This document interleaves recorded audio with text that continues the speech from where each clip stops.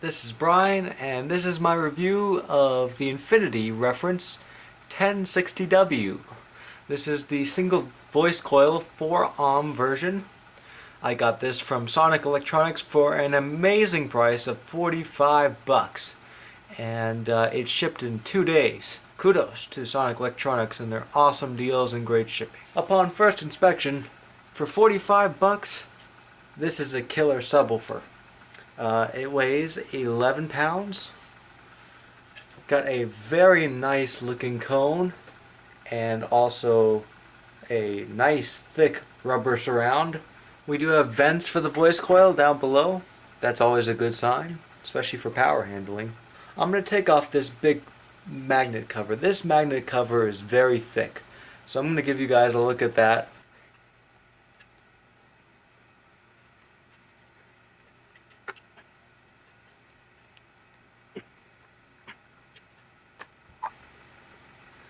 Here is our nice thick magnet cover. Alright, check it out. Double stacked magnet, man. 45 bucks. And you get a double stack. That is pretty sick. The voice coil is bumped, or the pole piece is bumped, but it's only like not even a finger width. Very good quality for $45. I'm going to put that magnet boot back on because I want this to last forever. Infinity use a progressive spider with these. This is the spider in here. This spider gets stiffer the further that it moves out or in, and so that helps control the woofer when you're pushing it hard. Cone is, I believe it's polypropylene, but it looks like aluminum. It's just seamless, beautiful. Rubber surround. Don't have much to say about this gasket here, but whatever.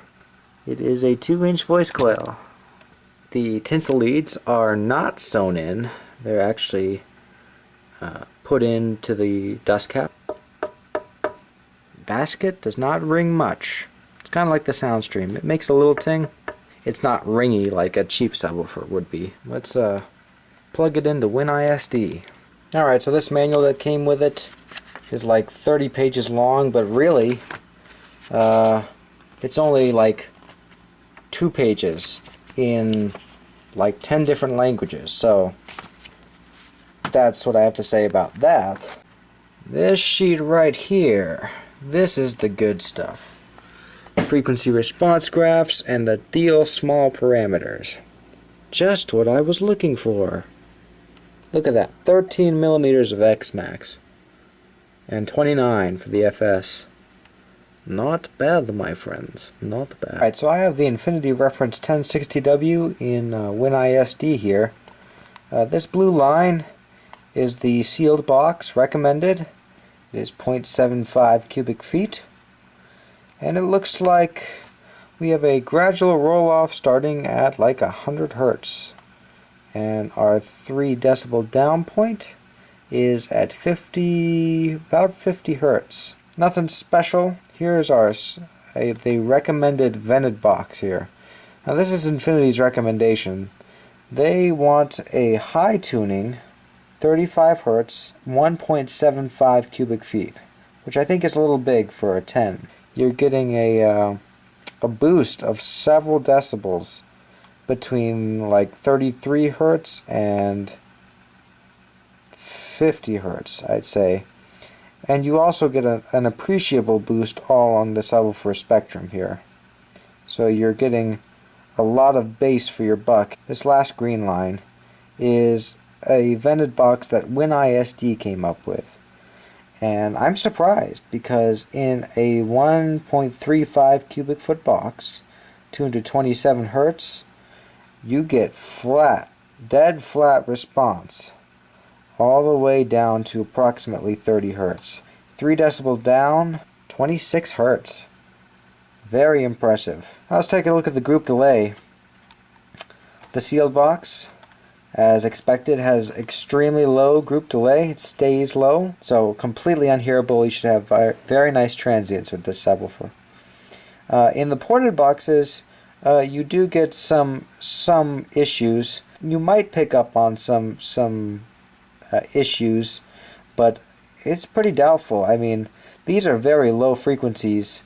I would personally go with the smaller vented box, tuned lower for good response again.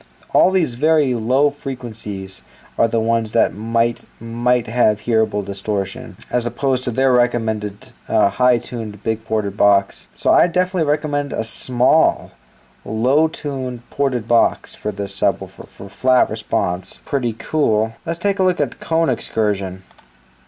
This is at 275 watts without any filters. I know most of you guys will have a subsonic filter to cut out this extremely low bass, which means you shouldn't have problems at all.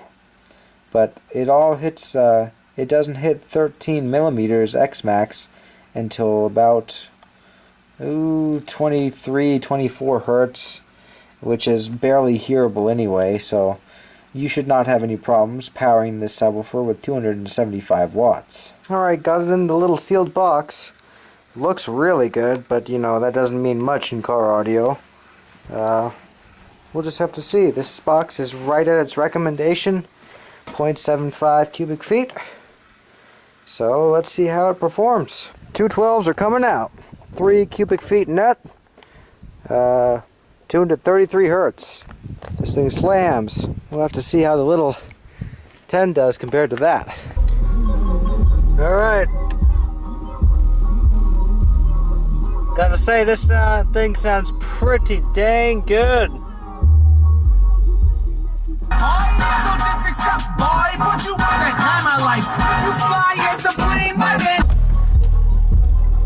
Wow, that thing moves.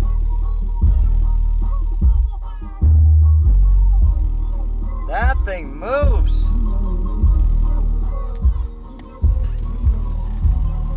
And that's low bass too.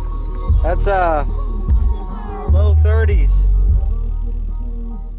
Alright, so I've driven with the Infinity Reference 1060W for about a week and a half now. I'm noticing that this is probably the most civilized 10-inch subwoofer I've ever had for under $100. So it's just a very smooth, very predictable kind of sound. Will not max out with the full 400 watts RMS from my subwoofer amp.